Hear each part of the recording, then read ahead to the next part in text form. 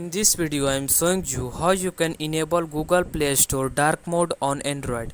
So firstly what you need to do is you have to open your Google Play Store app and then tap on your profile icon in the top right corner.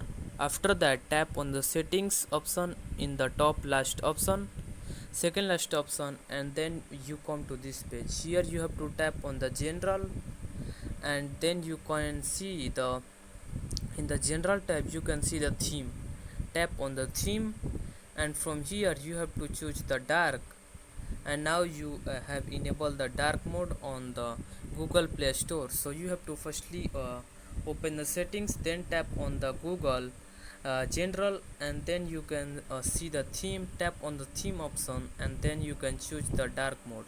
So that's it, that how you can do this. If you found this video helpful, please subscribe to my channel and also press the bell icon to get notifications of such new informative video.